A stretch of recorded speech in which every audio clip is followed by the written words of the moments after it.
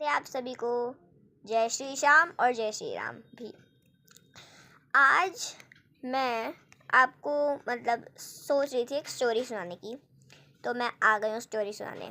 मिथिला के राजा सीता जी के पापा जनक जी आपको पता है किसके गुरु थे? सुखदेव जी के। अब ये बात आती है सुखदेव जी कौन थे। तो सुखदेव जी, अभी हम सुख बुलाएंगे उन्हें, ठीक है। सुख जी जो थे वो सीता जी नहीं, राधा जी के तोते थे। ठीक है, राधा जी के तोते थे। राधा जी ने क्या किया था, सारे नाम अपने तोते को सारे नाम कृष्ण जी के रटा रखे थे। हे मोहन, हे कृष्णा, हे कान्हा, सब रटा रखे थे जितने भी हैं, है ना। लाला, कृष्णा, मोहन, कान्हा, हरि। तो तोता बोलता रहता था, है ना। फिर एक दिन क्या हुआ कि कृष्ण जी आए राधा जी के पास, बातें की थोड़ी देर और फिर चले गए। तो फिर राधा जी ने सुख जी से बोला कि तुमने उनको प्रणाम क्यों नहीं किया? वो कृष्ण जी थे, जो मैं तुम्हें नाम रटाती हूँ वो वही तो हैं। तो फिर सुखदेव जी बोले, मेरे को नहीं पता वो कैसे दिखते हैं और मेरे को नहीं पता था कि वो कौन है, इसलिए मैंने नहीं करा। अब फिर राधा जी बोलती हैं कि तुम पृथ्वी लोक पर जाओ और सारी जानकारी करो। और फिर सुखदेव जी जो हैं वो हिमालय में एक गुफा में रहने लगे, है ना। फिर वहाँ पे कौन रहता था? शिव जी। अब शिव जी उसी दिन, बहुत साल हो गए थे उन्हें, सुखदेव जी को। एक दिन क्या हुआ कि शिव जी ना बोले कि अपने सेवकों को बोले, अपने गणों को बोले कि तुम जाओ, मेरे को अमर कथा सुनानी है पार्वती जी को, जिससे वो अमर हो जाए। अमर कथा वो होती है कि जिससे जो इसे सुनेगा ना वो अमर हो जाएगा। तो वो पार्वती जी को सुनाई थी उन्हें। तो फिर अपने सारे गणों को बोल दिया कि जाओ। अब शिव जी के गण सबसे अलग थे, है ना। किसी की 3 आँखें, किसी के बहुत सारे हाथ, किसी के बहुत सारे पैर, किसी के बहुत सारे कान, किसी के बड़े बड़े कान, किसी की बड़ी बड़ी आँखें इतनी बाहर आ रही हैं, किसी का बड़ा मुँह ही है बस, और बहुत सारे थे गण अजीब अजीब से। तो जो भी थे उनको बोला कि तुम अभी यहाँ से चले जाओ, मेरे को पार्वती जी को सुनानी है। अब सुखदेव जी भी वहीं थे। शंकर जी को, जो शिव जी थे, उनको नहीं पता था कि वो वहाँ पे है ना। तो फिर क्या हुआ कि शिव जी सुनाने लगे पार्वती जी को। जब पूरी हुई तब सुखदेव जी वहाँ पे थे। सुखदेव जी जैसे ही उड़े तो फिर शिव जी उनके पीछे त्रिशूल लेके जाने लगे, भागने लगे उनके पीछे कि भाई इसको मेरे को मारना है ना।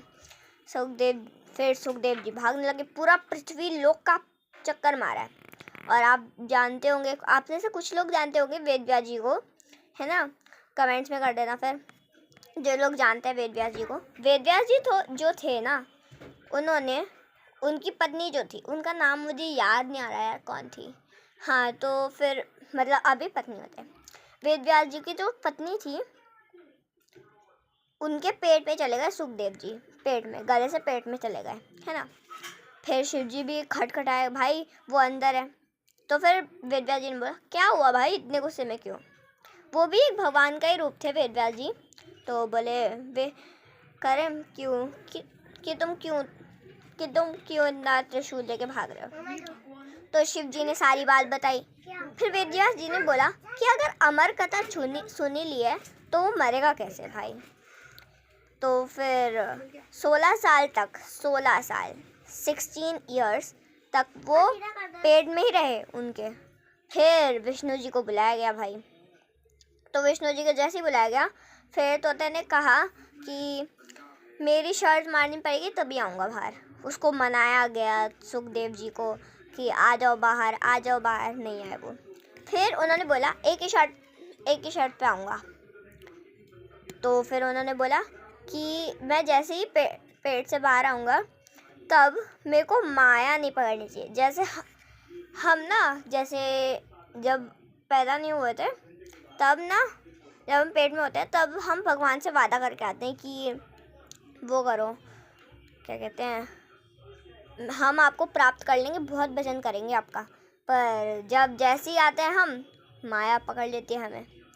और फिर तो सुखदेव जी ने बोला कि मैं जैसे ही बाहर आऊँगा मेरे को माया नहीं पकड़नी चाहिए। विष्णु जी ने बोला ठीक है। फिर बोला कि ये मेरे को आपको प्राप्त करना है, मेरे को अमर कथा और आपकी सारी कथाएं तो पता चल गई हैं। तो फिर करा। फिर जैसे ही वो बाहर निकले पेट से, वेदव्यास जी की पत्नी के पेट से बाहर निकले तो क्या हुआ, वो 16 साल तक रहे थे ना, वो इतना छोटे से हम बच्चे होते हैं ना, वो सीधे पेट से निकल के 16 साल के बन गए, 16 ईयर्स ओल्ड, मुझसे भी बड़े। तो फिर निकल गए और फिर सीधा घर, ना मम्मा ना पापा ना रोए, सीधे घर से बाहर निकल गए, क्योंकि उनको तो ज्ञान था भाई, हमें ज्ञान नहीं होता, हम सब भूल जाते हैं आके इस दुनिया में, माया जकड़ लेती है हमें। तो वो भूले नहीं, वो उनको पता था मेरा लक्ष्य क्या है, वो सीधे जंगल की ओर जाने लगे। वेदव्यास जी दौड़े, वेदव्यास जी बोले बेटा बेटा रुक जाओ, और पूरे नंगे पुंगे और फिर जाने लगे वो तो जंगल की ओर, बोले बेटा बेटा बेटा बेटा। और फिर एक तालाब आया जिसमें कुछ गोपियाँ नहा रही थी, वस्त्र उतरे हुए थे उनके। जैसे ही सुखदेव जी को कुछ मतलब नहीं था, और जैसे कोई हमें देखता तो हम ऐसे ऐसे कर देते ना, वो नहीं किया गोपियों ने। और जैसे ही वो उनको भी कोई फ़र्क नहीं पड़ा और गोपियों को भी कोई फ़र्क नहीं पड़ा, सुखदेव जी को भी कोई फ़र्क नहीं पड़ा और गोपियों को भी कोई फ़र्क नहीं पड़ा। पर जैसे ही वेदव्यास जी निकले तो गोपियों ने ऐसे ऐसे कर लिया। तो वेदव्यास जी भी भगवान का रूप थे, तो उन्होंने सोचा वो मुझसे और ऊपर की स्थितियाँ होती है कि आँखों से देखो पता चल जाता है ना। गोपियों ने ऐसे ऐसे कर लिया। जैसे ही वो निकले तो फिर उन्होंने सोचा कि ये तो मुझसे और ऊपर की स्थिति में है। तो वेदव्यास जी ने सोचा, क्योंकि वो भी एक भगवान का रूप से है ना, तो वो निकल गए जंगल के उस पार, है ना। फिर कुछ सालों बाद वेदव्यास जी के शिष्य थे, है ना, तो उन्होंने पूरी भागवत लिखी, श्रीमद् भागवत लिखी उन्होंने पूरी। 18,000 श्लोक थे उसमें। उन्होंने अपने शिष्यों को वो रटा दी थी कंठस्य। वो पहले के ज़माने में कंठस्य रूप से याद करवाते थे, लिख के देते नहीं थे। उन्हें लिखी तो थी पर क्या कहते हैं, वो अपने ऐसे कुछ देते नहीं थे, शिष्य को रटा लेते थे कंठस्य। वो जो भी बोलते थे मुझे यहाँ पे याद हो जाता था, है ना। तो यहाँ पे याद हो गया। शिष्य जा रहे थे एक दिन जंगल से, है ना, तो बोलते बोलते जा रहे थे। बोला कि तुम बोलते बोलते जाओ, गाते गाते जाओ, श्लोक है ना, जो कि श्लोक है वो गाते गाते जाओ। फिर एक श्लोक वो श्लोक था एक, वो कानों में पड़ गया सुखदेव जी के। तो फिर आंखें खोली उन्होंने आंखें खोली, फिर देखा ये तो भगवान जी हैं। तो फिर उनको बुलाया शिष्यों को, तो बोले कि किसने तुम्हें दिया ये, किसने तुम्हें याद करवाया, ये रटाया किसने, कौन है वो। तो फिर वो बोले हमारे गुरुजी ने याद करवाया। अब शिष्य तो गुरुजी बोलेंगे, है ना, तो गुरुजी ने बोला याद करवाया। तो फिर क्या हुआ, फिर वेदव्यास जी के पास ले गए उनको। फिर सुखदेव जी, वो कोई भी ऐसे नहीं देखता था, ऐसे नहीं देता था किसी को भी। तो फिर वेदव्यास जी ने सोचा ये तो सही है, इसको ही देता, इसको ही देना चाहिए मुझे। जो उसका अधिकारी होता है उसको ही देते हैं, ऐसे नहीं कि किसी को भी पकड़ा दिया, है ना। तो वेद व्यास जी की नज़र में सुखदेव जी थे जो अधिकारी थे उसके, तो उन्होंने श्रीमद् भागवत उन्हें दे दी, है ना।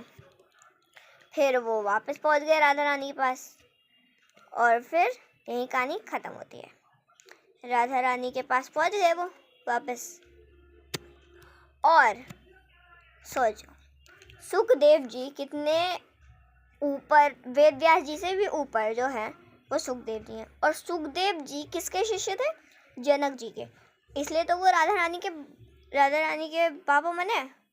अब सीता जी भी तो रूप है ना राधा रानी का, तो लक्ष्मी जी का मान लो, जो भी आप मानते हो, जिस भी गॉडेस को आप मानते हो ना, उनका रूप थी सीता जी, है ना। अब सीता जी को मानते हो तो सीता जी हैं वो, तो उनके भी सुखदेव जी के गुरु ऊपर स्थिति में जनक जी।